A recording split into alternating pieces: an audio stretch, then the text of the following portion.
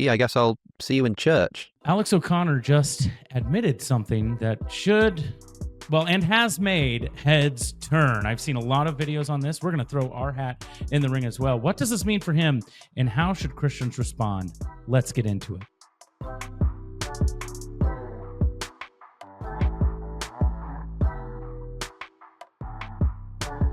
Well, welcome to FreeThinking Ministries, a podcast where we help people to think reasonably by applying logic and sound theology to all aspects of life. I am your host, Josh Klein, and I'm joined by the venerable Dr. Tim Stratton. I like to introduce you that way, apparently. You do. Tim, we have followed Alex O'Connor's trajectory from like dogmatic atheist to pragmatic philosopher, conversationalist that seems to just be a little bit more agnostic for some time now. Right. In fact, we've covered multiple of his debates, which I think we'll link in the description here. Mm-hmm. But what do you think makes this different now? As we enter, we're going to look at 3 short clips of videos. What do you think makes it different now? Oh, man, he's just so much about him has changed over the years. He's matured a lot. He's just I'd say a very careful thinker now. I mean, every once in a while, the internet gives us kind of a front row seat to a genuine intellectual transformation. Josh, you and I have talked about this watching Jordan Peterson over the years, and still don't know for sure if he would call himself a Christian or not, but has really moved toward Christ and for a love of at least the idea of Christ. But even recently with Alex O'Connor admitted that he does believe that bodily risen Jesus probably walked out of the tomb. And so even though he doesn't know what that means. Yeah, he doesn't know. I know what that means. Yeah, me too. I think Alex does as well. Yeah. But it's been fun to watch his transformation. I love watching people. Joe Rogan is another one who seems to be on a journey right now and going in the right direction. But Alex O'Connor is one of these guys too. I remember watching him as the cosmic skeptic when he was a young and brash and arrogant teenager. I didn't really give him a lot of time back then. But every once in a while I'd watch one of his videos and I noticed even back in the day that he was maturing. And he has really left this whole, that in his own words, he said he was swept up by the new atheist movement. And I think he calls it the debate me bro mindset. And he's gone from that to, somebody who is no longer a new atheist, but just kind of agnostic, to now somebody who he says he's not a Christian, but he does say that Christianity is plausible, not just possible, but plausible. Yeah. At least more plausible than he thought. Yeah. Yes. Yeah. I don't want to put too many words in his mouth right here, but it's just been interesting to watch this transformation. And since he's been on social media from such a young age, we are all getting to watch him grow up.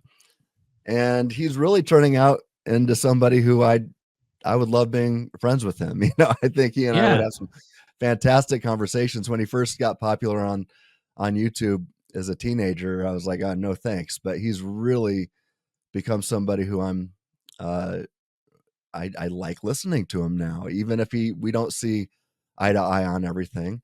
A couple years ago, I wrote an article discussing his debate that he had with Ben Shapiro. Was that last year or 2 years ago? I can't remember. That was 2 years ago. Yeah, I think that's right.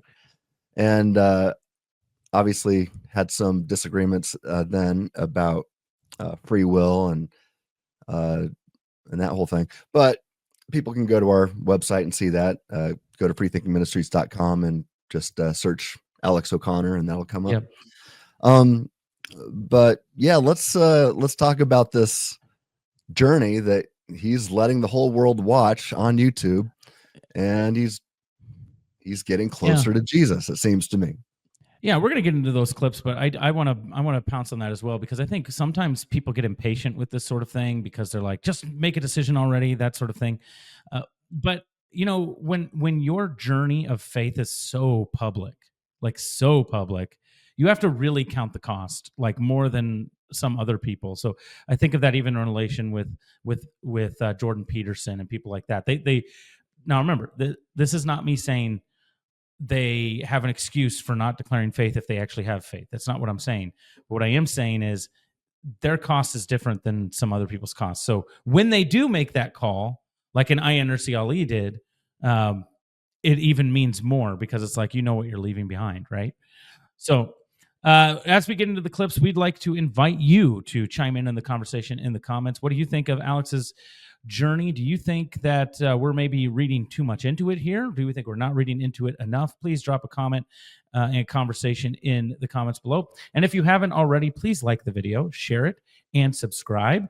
And we've got a special link here in our description because as this video is going live, we are in the middle of a big fundraiser for our ministry called Give Where You Live. So if you like this content, the only reason it happens is because we are funded literally by viewers, by people who read our stuff, invite us to come speak, those sorts of people like you. So please click that link. Anything that you give will be doubled right now. It will be doubled up to $20,000. So please do that. I would be remiss if I didn't mention that here today. That is until December 4th, 2025. So if you're watching this in like 2027, it's too late. All right. But we'll probably be doing another fundraiser in 2027. So yeah, that's true. That's true. You can still give money, but the link might not work. All right, so let's get into it. We're going to get into 3 clips today that we want to play, and they're from 3 different podcast recordings, episodes, whatever you want to call them. But I think it sets a broader stage for this important discussion. So I've seen a lot of people do the one clip that we're going to do at the end. But I think you're right, Tim.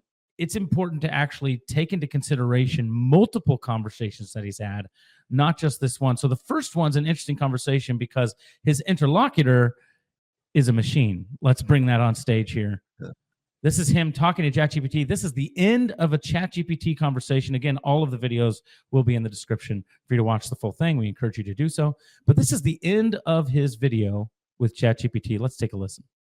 To as God exists. This was reached through the factual and logical steps we discussed. So, answering as briefly as you can, is it a fact that God exists? Yes, based on the reasoning we followed, it is a fact that God exists. Well, okay, thanks, ChatGPT. I guess I'll see you in church. Haha, you're... Okay. All right. So, that was just an interesting exercise, right? Yeah. But it shows that he's willing to go there.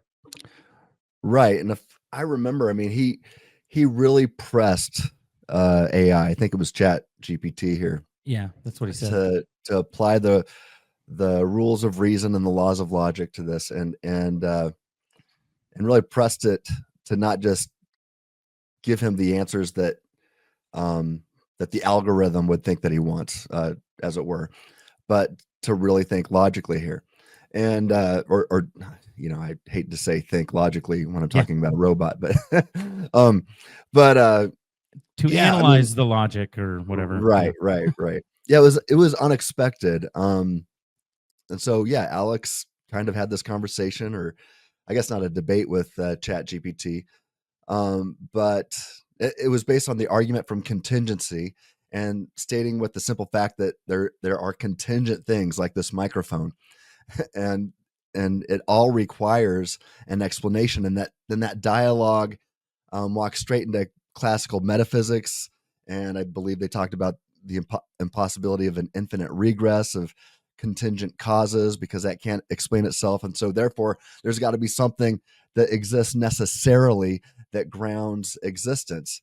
And Alex kept pressing and noted that if the universe began to exist, then there's a necessary foundation, or the necessary foundation of that which started the universe to come into existence. I think they got to the point that it has to have will, or what I call free will, the capacity to choose to create. And so without will, the state of affairs with no universe would have just always existed. There would not be a universe.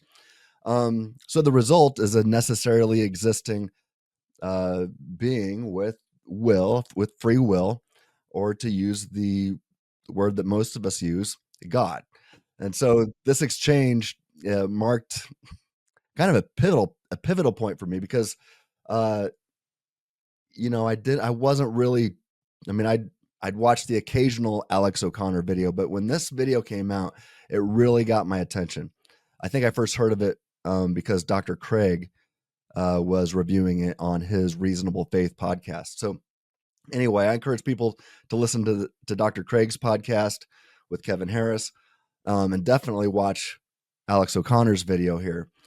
But I think this might have been and this might not have been the first step that Alex has taken toward his view now that Christianity seems plausible.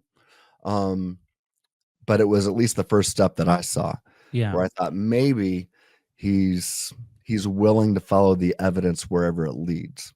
And if at the very least, he is actually able to steel man the argument. So there's been an atheist trope for a really long time to straw man all of those arguments, argument of contingency, the teleological argument. They straw man all of them, so it's easy to knock down. Even if he's going to attempt to knock it down, even if he's still an atheist, what this video showed to me is he knew exactly how to steel man this argument. Yeah, that's right. And that way, it's actually worth having the conversation with him, right? Yeah, he gained a ton of respect, my respect, after I watched his video. Yeah, and we'll get to the coup de grace here shortly, this 11-minute clip. But there's another clip that hasn't really gone as viral. I think this conversation was only released a few days ago with a man named Bernardo Kastrup. Now, I don't know who Bernardo Kastrup is. You seem to know who he was when you texted me, or was this your first introduction to him as well? Okay. No, I've been aware of his work for years now. Okay. Probably, I don't know, maybe the last 12 years or so. I wouldn't say I'm definitely no expert on Kastrup, but I've been following him for a while and considering some of his ideas. He refers to himself as an analytic idealist, or his view as analytic idealism. And basically that's the claim that all reality is mental, or it's mind, it's consciousness all the way down. So physical objects are simply what mental processes look like from the outside. It's kind of hard to wrap your mind around. So again, I'm not completely aware of his work, but would he be a proponent? So he's an idealist, which you've just explained. So would he be a proponent then of like panpsychism too? Is that kind of no? He's okay, opposed to panpsychism. And he actually discusses this. Which, for those watching, panpsychism is this idea that everything has consciousness, like every atom, little thing has consciousness. Trying to explain the bifurcation of the brain and what seems to be consciousness. Sorry, people might not know what that is. Right. So he's opposed to panpsychism. Yeah, which I think is good. So he's, I think he'd call himself an atheist. I'm not sure. But he does call himself a naturalist. But nature to him isn't what you and I would call nature. Okay. I mean, when I discuss nature, I'm typically talking about the kinds of stuff that scientists can test and discover. Yeah. And what Kastrup believes is that the fundamental, I hope I'm getting him right here. But that the fundamental building blocks of physical reality isn't subatomic particles, but it would be information or just mental stuff, right? So he calls it, I believe in his words, he calls it the mind at large. Now, this is kind of weird because when you say there's an ultimate mind behind everything, most people go to God, right? But Kastrup doesn't. But yet he still describes this, and he does this in his interview with Alex O'Connor. He describes this ultimate mental state, this ultimate mind at large, as omnipresent, omniscient, and omnipotent. But then he resists calling it God. He says this to Alex. He says, because he doesn't want all the baggage that comes along with that. Now, when I heard him say that, I was like, that is such an ad hoc reply. You're going to say, yeah, there's an ultimate mind behind contingent reality, and mind that is omniscient, omnipotent, and omnipresent, but don't call it God. Don't do. I'm like, that is so ad hoc. And I think it seemed to me when watching this that Alex was very intrigued by his view of analytic idealism, but it seemed to me that Alex was connecting the dots here and thinking, man, if this guy is right, this guy that claims that God doesn't exist, or at least that naturalism is true, Alex, again, this is what I thought I saw. I think that Alex was connecting those dots and saying, no, this means if this is right, then God exists. And so, yeah, I say that Bernardo Kastrup's rejection of the God label is ad hoc, because if it quacks like omniscience and walks like omnipotence, then it's God by any other name, right? So, or at least an omniscient duck. Is that what you're saying? An omniscient, omnipotent duck. Yes, a maximally great duck, I think. Okay, so let's watch a little bit of this clip, okay. And then you tell me when we want to stop it here. And I'm sure what you just said is really what we'll find in this clip. So here it is. I'll give you that. It comes close to religious traditions, and I would be dishonest if I wouldn't acknowledge that. But I guard against all the baggage of attributions that people might make and place on analytic idealism because of this acknowledgement. I'm not talking about a God sitting in a throne and deciding the fate of man in a capricious, deliberate way. I'm talking about a spontaneous unfolding of natural processes that happen to be mental in nature. Okay, yeah, I mean, people will be interested in the sort of parallels here, but I think you're right. It's also maybe not that interesting to get into the details of that. It's just worth sort of pointing out that that's an avenue people can explore. But speaking of views that people think sort of border on religious, that come with a lot of interesting metaphysical baggage, I think this conversation between Alex O'Connor and Bernardo Kastrup is just amazing. And I love how Alex in this conversation really seems to be bringing Kastrup closer to God, it seems to me. And Kastrup then admits, he's like, yeah, I just don't want all the baggage that comes along with the word God. And I'm not talking about a God that sits on a throne who decides the fates of all people. And I just want to step in and I'm like, well, we're not asking you to do that right now.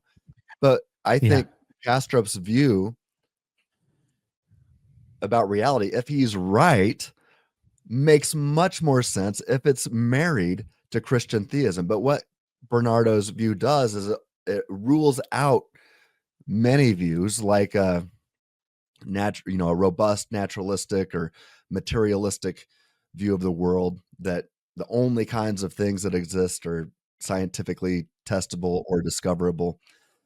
And there's more to reality. There's this immaterial reality. Well, that opens up the door to Christian theism. And so now Kastrup's view, it doesn't guarantee that Christianity is true, but it sure opens the door to Christianity being possibly true. It's a view that can make sense of it. And like I said, I think it makes Kastrup's view married to Christian theism, I think makes much more sense.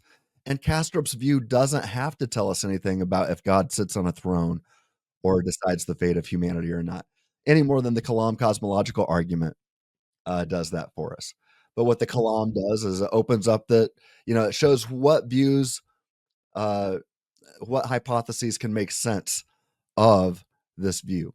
And Christianity is, when we're talking about the Kalam cosmological argument, basically it comes down to the final four.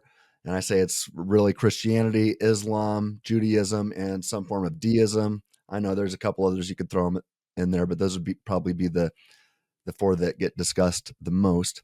But it doesn't bring you to Christianity deductively, that therefore Christianity is true. But what it does is it shows, hey, these are your possibilities. And I think that's what Kastrup's view does. And I don't know for sure. I'd love to ask Alex, but it seemed to me as I was watching this interview that Alex was connecting those dots himself. And I think this might help bring him closer to Christian theism. At least connecting the dots that Kastrup's view it's a tiny step Yeah, his right. view to that, like connecting those Uh-huh.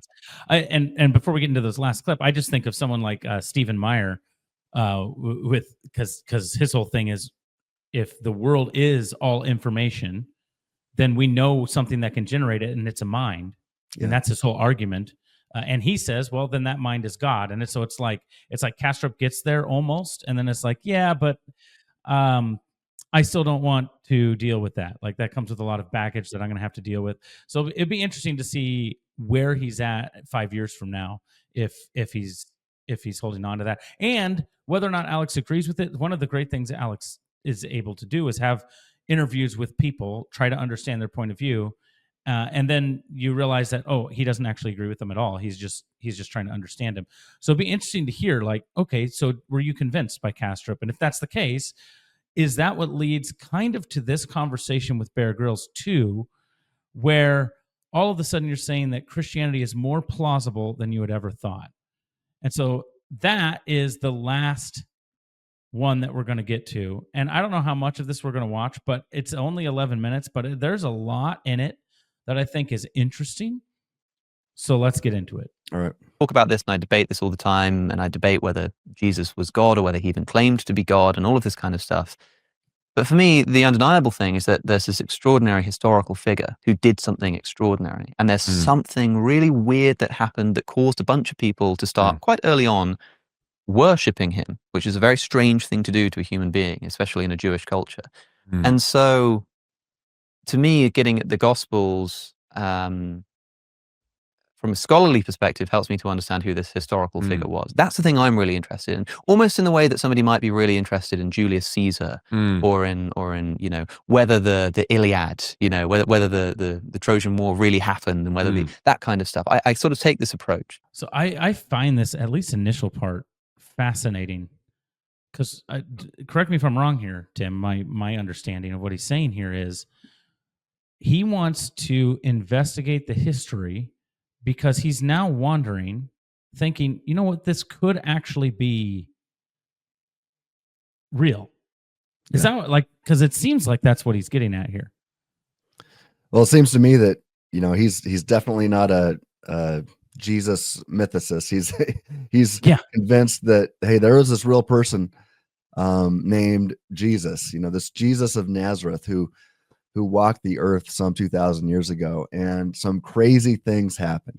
And people actually started worshiping him, which in that culture, you would never do. So, he's in this conversation with Bear Grylls, which, by the way, my son and I, my son was a little boy. We would watch Bear Grylls every day. My son was just enthralled by this guy. So he's kind of been like a hero to my son, and kind of for me too. And we knew he was a Christian as well. So, a lot of respect for Bear. But during this conversation, Alex, now you didn't play it yet, so maybe I guess I don't want to say too much, but let's watch Alex say it. Let's keep going. Okay. What does that mean? Like the sort of Richard Dawkins, Christopher Hitchens, it was really popular, the debates that they were doing. They called it New Atheism. Yeah. And it was this body of like atheist thought with the God delusion, this kind of stuff, which was really popular. And it had this sort of quite strident, debate me, bro, kind of attitude. And I was really swept up by that. I thought that was really exciting and cool. And I was beginning to sort of shake that off and grow up a bit, essentially. And then running the podcast, what I've realized is that this is far more interesting and intricate, and I would say plausible than I'd given it credit for before. So, I'm still not a Christian. Some people say to me, like, it's a funny word though, that anyway. Yeah. Like Okay. I want to stop there, because then Bear Grylls makes the mistake of believing that Christian was a word that was made up by the early church when it was actually made up in the book of Acts. But just moving on from there. Love Bear Grylls, but sometimes people make mistakes. That's an interesting segment. Yeah, well, the word plausible. When Alex said that Christianity sure seems, he's talking about his journey from new atheism to he just wants to debate everybody, and now he's like, wow, this is actually, there's a lot of substance to this, and Christianity is plausible. And then he says, I'm still not a Christian. And you know, I hope that there's, you know, when I hear that word still, I'm like, I'm still not a Christian yet. Maybe, maybe he's there, but I'm like, hey, you're getting closer. And, you know, I hope and pray that he becomes a Christian, because I sincerely believe that Christianity is true. I believe that God exists, and that God raised Jesus from the dead, and that Christianity is true. And so, since I do care about Alex, I hope and pray that he becomes a Christ follower, and that I can call him brother. But even if he doesn't, he is the kind of non-believer that I would cherish as a friend. And he's turned into this kind of guy. He wasn't, like I said earlier, he's not always been that kind of a guy, but he is the kind of a guy now. He's, like, in his own words, he's matured, he's grown up, and I have to agree with him. He has. And he's the kind of guy that would just be fun to sit around and talk about philosophy and metaphysics and theology. And even if we don't agree at the end of the day, he's the kind of guy that I love to talk to. Yeah, and he says that Christianity is more plausible than he'd given it credit for. Yes. But then he does say I'm still not a Christian.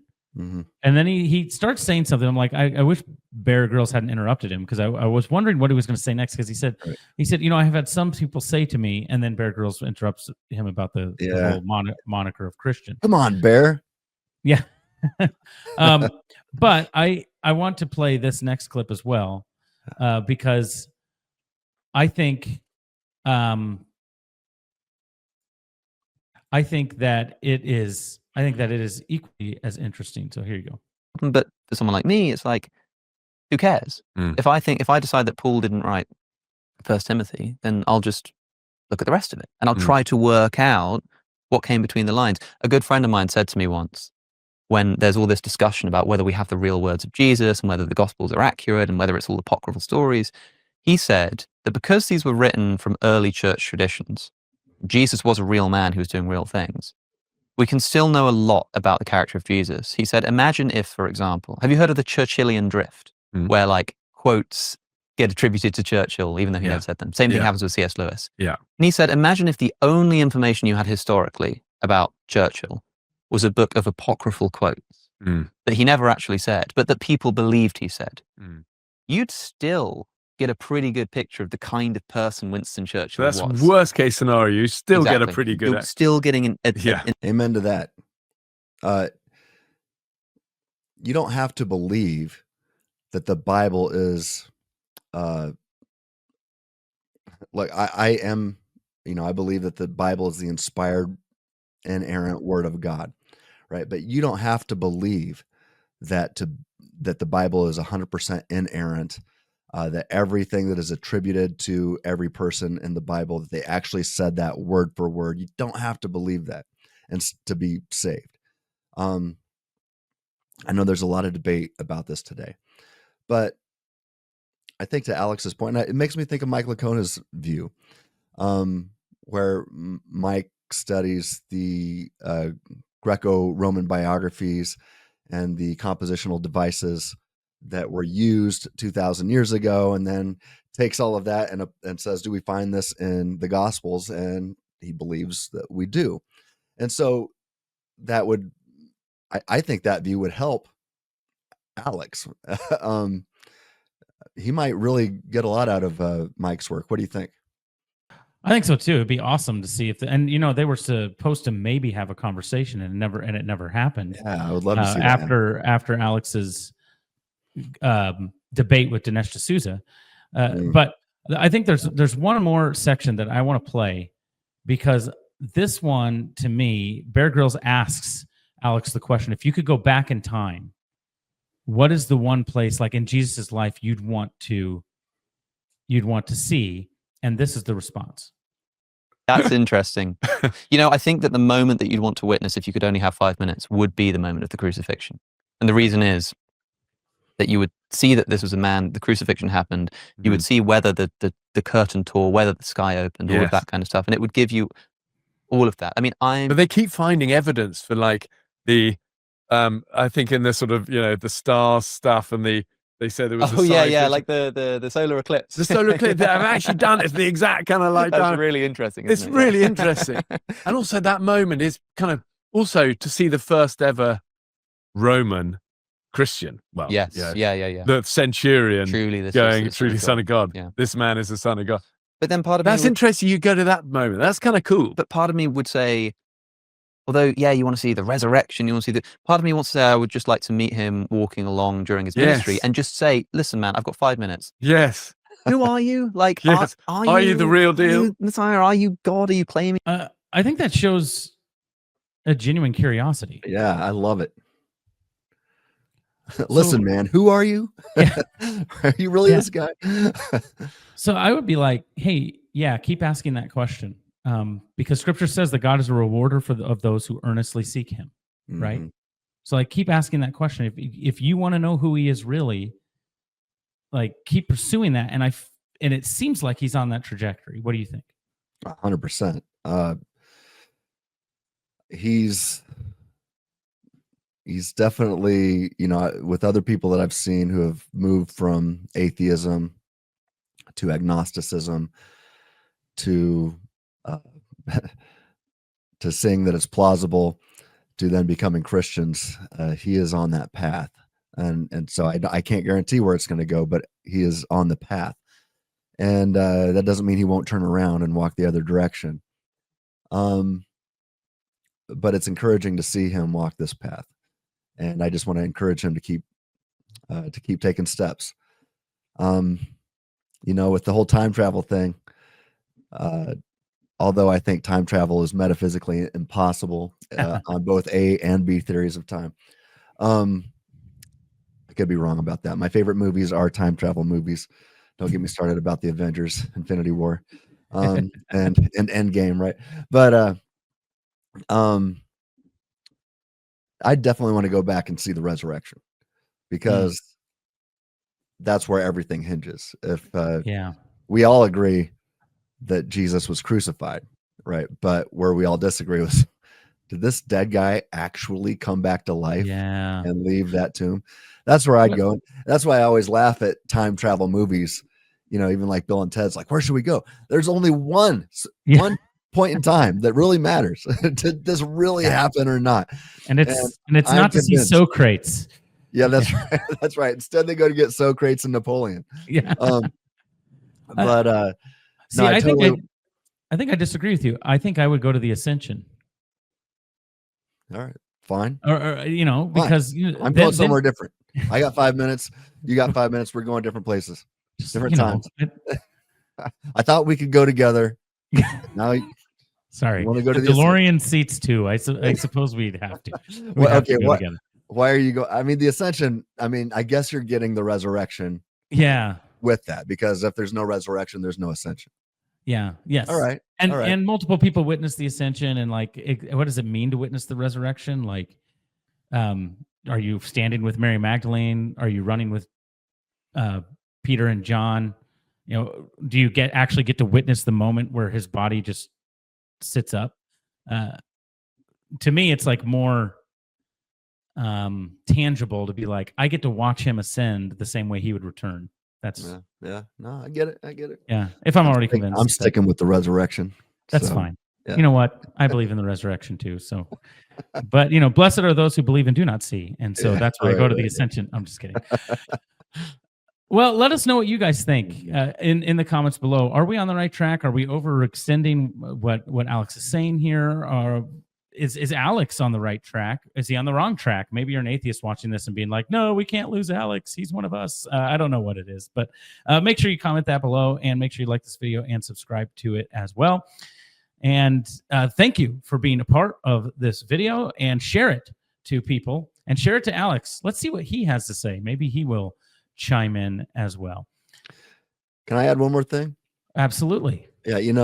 Not long ago, a few months ago, a mother of a young woman who was married with a family contacted me because her daughter had left her husband and kids, and she said it ultimately started because she had left Christianity and became an atheist.